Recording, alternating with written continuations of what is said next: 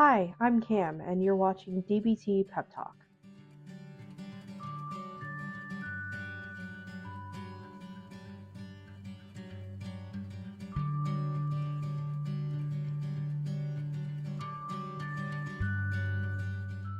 Today, we're going to be talking about another interpersonal effectiveness skill that can help you gain self-respect in your relationship or in your friendship or whatever else that you might be looking for. Some goals you might have in mind with this particular interpersonal effectiveness skill might be acting in a way that makes you feel respected in your morals, values, and beliefs, acting in a way that makes you feel capable, and ultimately acting in a way that makes you like yourself.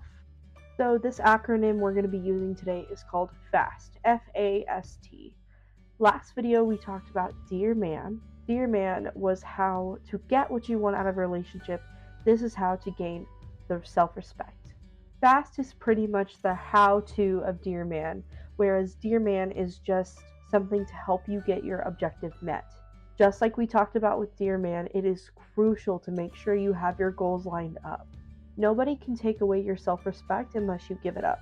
For some people, self-respect is partially dependent on the quality of their relationships.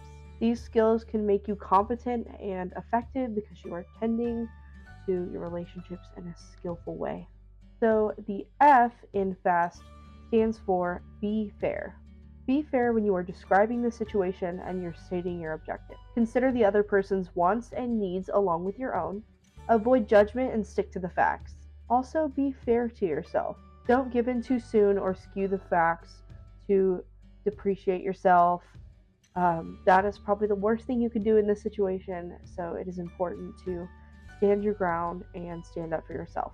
The A in FAST stands for no apologies. It's just like it sounds.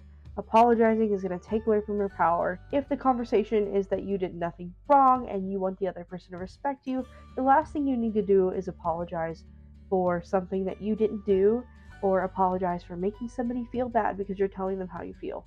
Asserting yourself and asking for things you need are not good reasons to apologize. There are so many reasons why we catch ourselves apologizing just because we feel like we're even a slight inconvenience to somebody else. Don't apologize if you don't need to. It's okay to take up space. Only apologize when you've made a mistake or you've caused somebody some hurt or pain. The S in FAST stands for stick to your values.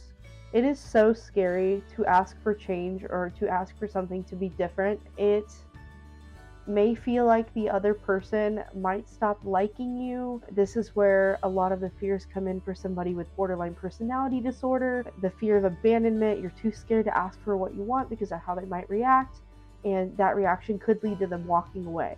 But it's important to remember that we need to check the facts, which we'll get into in another video, and understand that these things you're asking, for one, are reasonable, and for two, if they walk away, then they're not meant to stay. They're not meant to be there.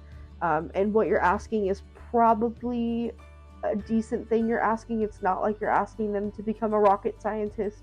Most of the things that we're asking in our relationship are pretty clear and pretty simple. So we need to understand that if they don't understand that, then they are not for us. It's important that you make sure you confidently stick to your truth. Know what your values and morals are, and do not compromise those values and morals to accommodate or please the other person. Doing so will help you like yourself more over time. In my personal experience, I've always been super passive aggressive in past relationships until I met my husband. He didn't do this on purpose, but my husband didn't feed into that. Therefore, it helped me grow so much. He's a very black and white person. He needs very assertive communication from me to understand exactly what I need. And that's really helped me to become more assertive, other than passive or aggressive, which are the worst two you could possibly be. I truly believe that there's no better one than the other. Maybe aggressive's a little worse sometimes. But at the beginning of our relationship, if I was asking for something to change and I saw even a slight mood shift, I'm very hypervigilant. I would falter and I would apologize and I'd say, never mind, let's leave it alone. I don't like the fact that I made you sad by asking you something. And that sounds silly, but I know a lot of people who deal with that, a lot of people who go through with it. But I can guarantee at the end of the day, it's not helping your partner. It's not helping you, and you will feel much better about yourself when you stand your ground, you ask for what you need, and you stick to those values. The T in FAST stands for be truthful. Avoid over exaggerating. I cannot tell you how important that is. Stick to the facts. Do not stretch them. A pattern of dishonesty over time will erode your self respect. And that goes for any situation. The boy who cried wolf, you're not going to be able to trust them. You're not going to be able to really believe what they're saying because they're always over exaggerating. And it is not fun to communicate like that. And I know a lot of people who lie a lot, and that tends to be their go-to thing, and I do not trust them one bit. So even if it is over exaggerating, it is lying. So remember to stick to the truth on that.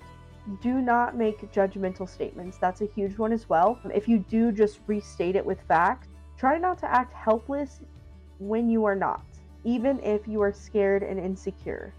So this sounds a little controversial, but there are instances where being truthful can be destructive to the relationship. In these cases, you might have to tell a little white lie or skew the truth, but you have to use your wise mind to guide you in deciding whether or not it's appropriate. So just like with Dear Man, I highly encourage you to practice this acronym, to write it down on a piece of paper and practice with a trusted friend.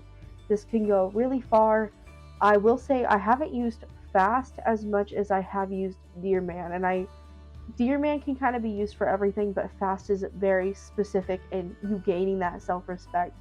And I can tell you, when you do find your voice in your relationship and you stop feeling sorry for making people feel uncomfortable, it feels really good. It feels really good. One thing I always tell myself is that it's okay that people are angry at you.